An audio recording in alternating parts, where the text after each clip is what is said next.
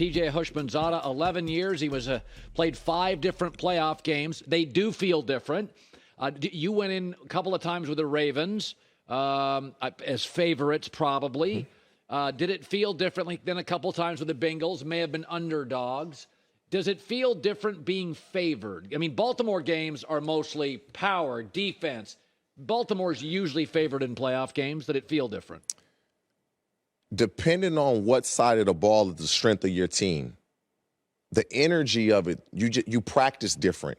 You practice harder. You're more aware. Like you're not going to let somebody just BS practice during a week of playoffs. Doubt if that ever happens, but if it does, if you're a leader on a team, you're just not going for it. So you do prepare differently.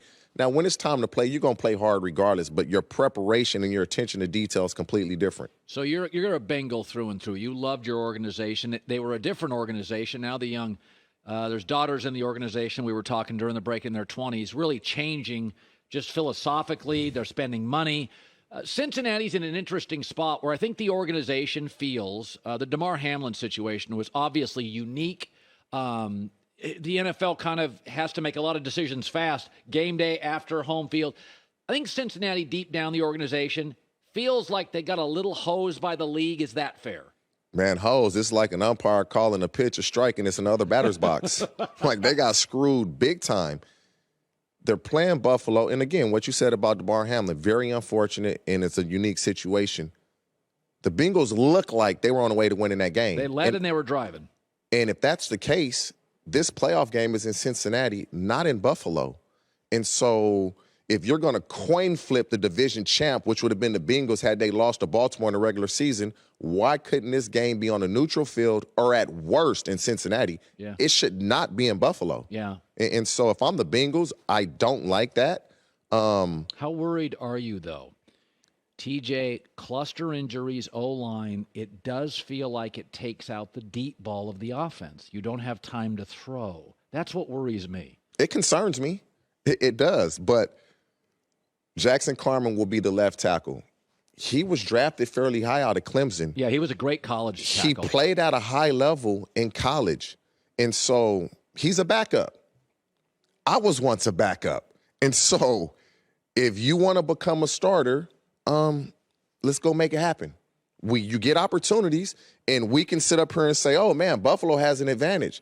But if Jackson Carman has plans on making a name for himself in the National Football League, it starts this weekend.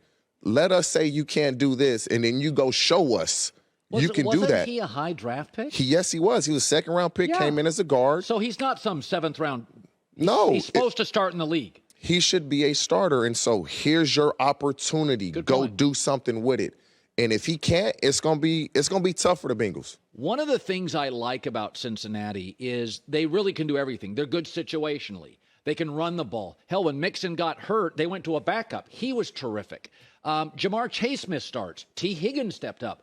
They were my favorite team the last 6 weeks. I had them number one, and I did think they were uniquely built to beat Kansas City. Buffalo's fascinating. They bail on the run. If you take Josh Allen's rushing yards out, they're 30th in the league rushing. Buffalo's, I don't even know what to comp it to. I always use the Mike Tyson analogy. Their knockout punch is great, but in the later career, Mike had no jab. Can they box you? And they don't. And I watched Miami the last 2 times Miami went to Buffalo. Outcoached them, outplayed them. Didn't have the guys. I don't know. Do you think, how do you view Buffalo?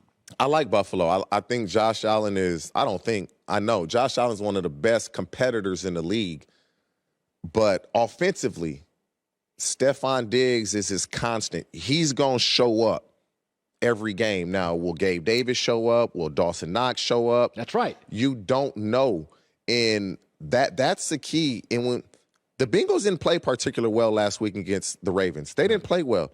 Joe didn't play great. Jamar dropped a couple passes. It's also a divisional game. It's the third time. And so when you're a really good player, you normally don't play back-to-back games average. And so I look to see Jamar and Joe play a better game because they didn't play well offensively last week. Good players, you don't play 2 games in a row average. Okay, so Dallas and San Francisco. So I saw a piece of data earlier this year. Everybody the week after they played the Niners were so physical. And J-Mac, you may know this.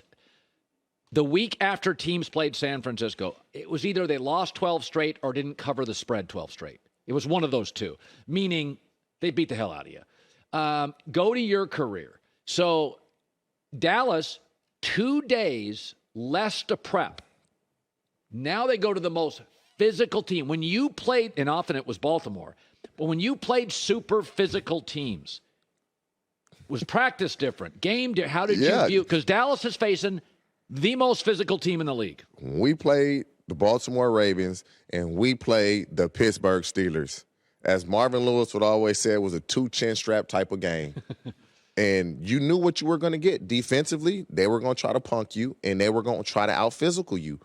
And so this game is fascinating because a lot of people, and love the Niners, but who have they really beaten that's an upper echelon team? Who have they? Kansas City blew them out in the second half. Kansas City rolled them. And so defensively, Bosa is outstanding. They don't blitz. They can get pressure with 4. But who have they beaten? Can Brock Purdy play a game that's nip and tuck and continue to scramble? You're not outrunning Micah Parsons. He will chase you down quick. And so, but can Micah Parsons do any damage on Trent Williams?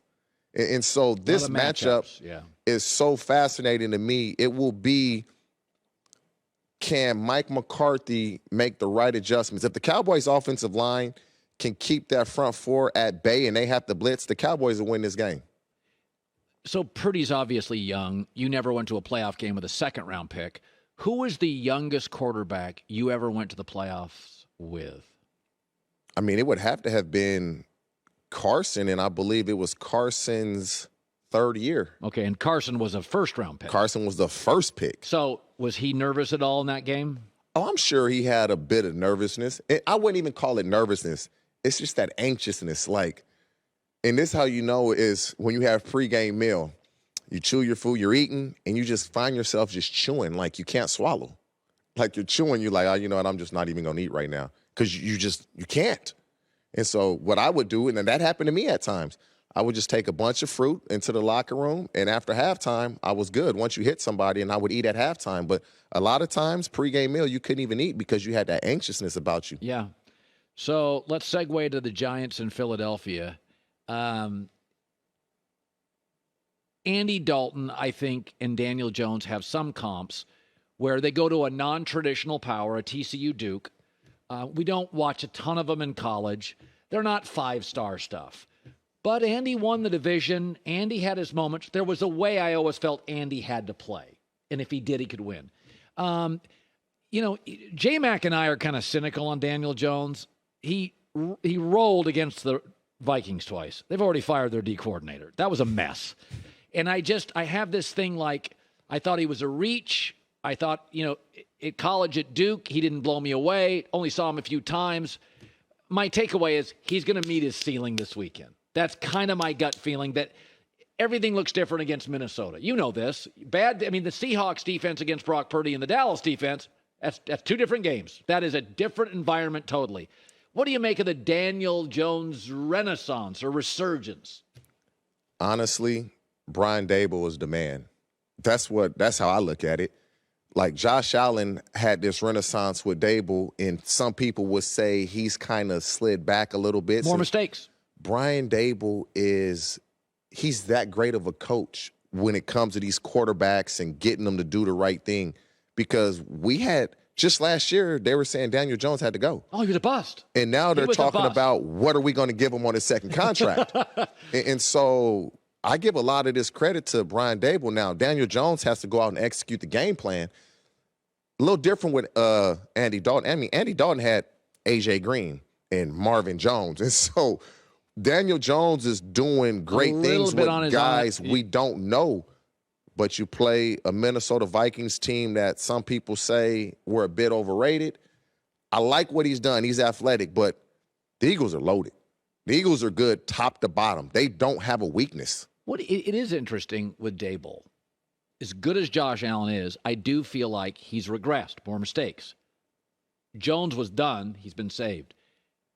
So that's a head coach. You know, you would think if you get a head coaching job, obviously Nathaniel Hackett wasn't ready. Brian Daboll was. But even with your position coaches, because Daboll saved Daniel Jones, go to all your receiver coaches, all of them. Is there a gap? Give me the best receiver coach you had, and what did he do that others didn't? In the NFL or just period? You could go all of them. Oh, the best receiver coach I ever had was Eric Yarber. No question. Great recruiter too, right? Not close. Why? He teaches you things that other coaches can't teach you. As like, you'll do something wrong in a game, and a lot of coaches will pause the film and say, "Why'd you do that?" If I could pause the game, I could give you an answer. I don't know why I did that. But he understood how to coach you and not like a lot of these coaches, receiver coaches, they don't teach you how to be a better receiver. They teach you football. They teach you the game of football. You don't have enough time in individual and in the offseason to get better individually.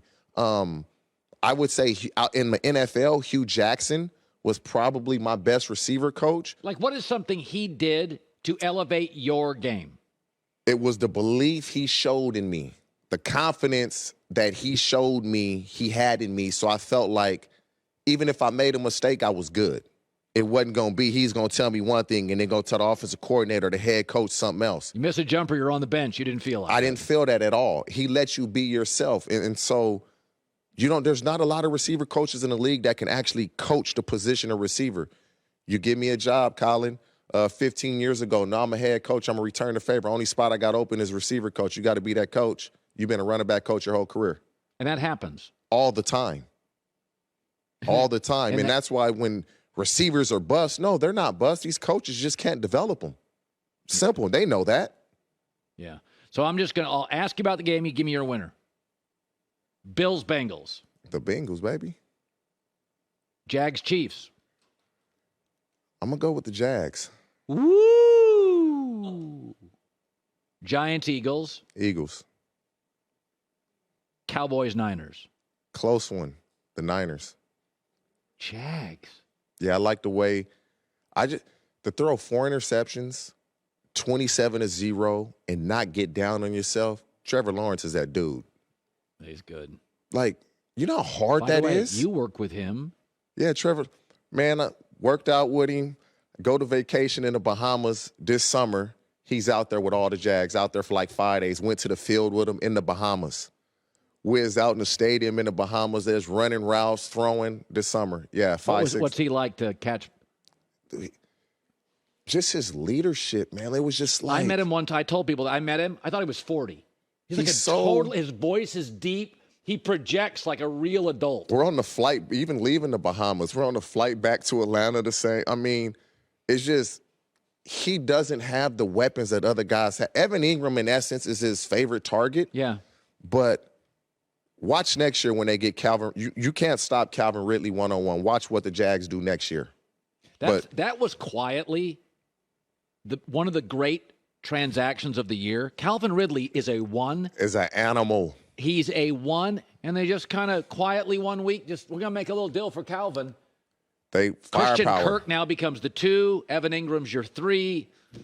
They will be. I just like the way they played last week. It's real easy to give up after 4 turnovers in the first half. First play of the game pick. Yeah.